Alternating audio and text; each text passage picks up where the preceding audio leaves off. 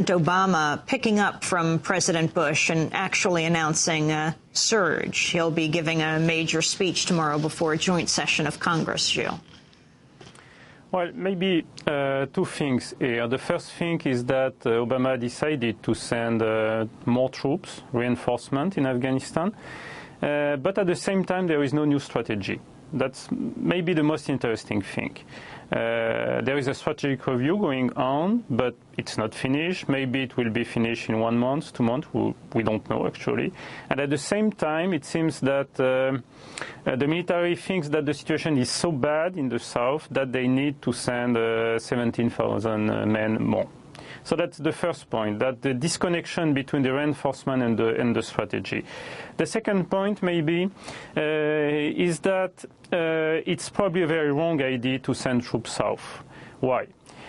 Because south and east has been the place where most of the troops have been sent, the international coalition, I mean, and where the result is extremely weak. There is no Afghan state there. The population is rejecting the international coalition, and I think it's not going to produce real results there. So most probably the situation is not going to improve very much in the south, and it's going to be more and more difficult to send reinforcement like that because it's an open-ended process. Gilles Doronsoro, can you talk about, there seem to be two strategies that the U.S. is trying out in Afghanistan. On the one hand, there seems to be a move to engage, to negotiate with the Taliban. On the other hand, there also seems to be a strategy in some parts of Afghanistan to arm local militias to fight the Taliban. Can you talk about what's your assessment of these two strategies? How do you see them working together?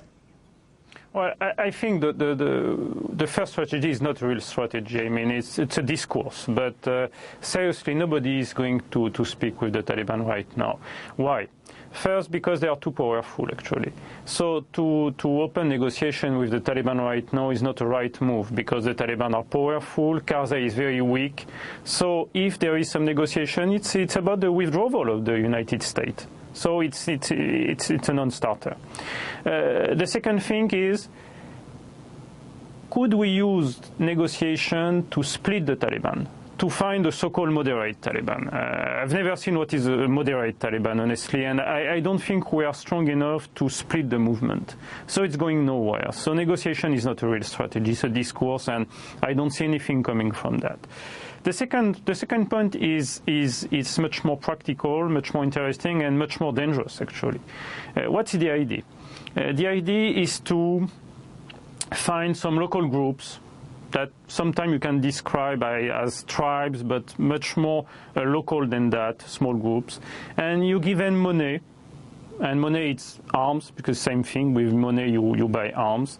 And then you say, okay, you're going to protect your own village, maybe a little more. And from that, maybe we can stabilize the situation in a place. It's a very wrong move. Why? Because doing that, you are reinforcing the periphery, actually. You can give money, you can give arms to people. And after that, they will be much more independent from Kabul. So the major problem we have in Afghanistan is that we did not succeed in building an Afghan partner. We cannot exit because there is no Afghan state. And what we are doing, we are reinforcing the periphery, so there is less probability to have an Afghan state working really somewhere. So I think that's a very dangerous strategy. I'm not sure it's going to work and it's going to be implemented in all Afghanistan. But the result could be extremely dangerous.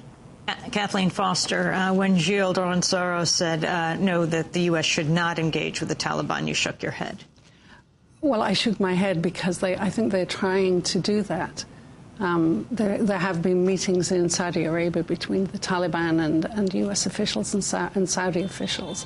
And I think, we have to look at why the U.S. is in Afghanistan. Why have they been there for 30 years? What have they been doing? $14 billion was spent on the secret war in the 80s between the U.S. and the Saudis.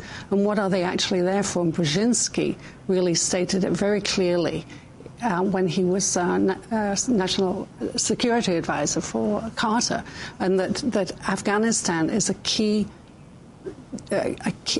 to U.S. domination of Eurasia, which is the most important in terms of the U.S. needing to keep their domination in the world. It's the most important area for them to be controlling, because that means it's the largest population. It's 60% of the world's wealth is in that area, and most importantly, all the oil, 70% of the world's oil is in that area, in the Persian Gulf and in the Caspian Sea area to the north of Afghanistan. And Afghanistan stands in the center of that, and that's part of it's a vital part of U.S. strategy to control Afghanistan in whatever way they can. And I think one way may be, and this is being talked about in government circles here and in Pakistan, to actually balkanize that whole area, Pakistan and Afghanistan. The two have to be seen together. And maybe the point is, some people are talking about a Taliban state, which would go across the border between Afghanistan and Pakistan, so that the area would be easier to control, the same way that Yugoslavia was. And you can see that that's going on in Pakistan today. Well, it's interesting. The Pakistani government and Taliban militants appear close to reaching an agreement, a headline we just had a few days